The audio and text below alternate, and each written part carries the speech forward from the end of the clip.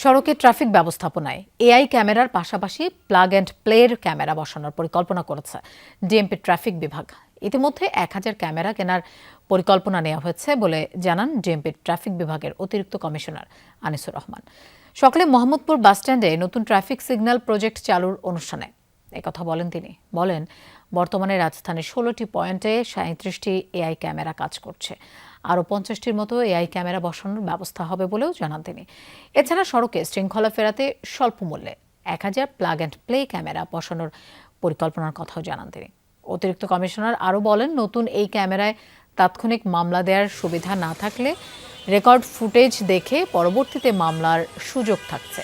একই সাথে AI camera অনেক ব্যয়বহুল হওয়ায় প্লাগ অ্যান্ড প্লে ক্যামেরার ক্রয় করার কথা বলেন তিনি। এদিকে প্রতি মাসে সড়কে বিভিন্ন অনিয়মের কারণে প্রায় 50,000-এর বেশি মামলা হয়, যা মাসে গড়ে প্রায় 12 কোটি টাকার মতো। বছরে গড়ে 120 কোটি টাকা সরকারি কোষাগারে ট্রাফিক বিভাগ জমা করা হয় বলে জানান তিনি। আমরা কিন্তু নতুন কনসেপ্ট নিয়ে এসেছি যে প্লাগ অ্যান্ড প্লে ক্যামেরা লাগানো। এর অর্থ হচ্ছে যে এআই যে ক্যামেরাটা, এই ক্যামেরাটা যথেষ্ট দামি। তো যেহেতু আমাদের অর্থ স্বল্পতা রয়েছে, বাজেট স্বল্পতা আছে, এবং আমরা অনেক বেশি জায়গা খুব দ্রুত সময়ের মধ্যে কভার করতে চাই, এই কারণে আমরা 1000 নতুন ক্যামেরা বসানোর প্রস্তুতি নিয়েছি।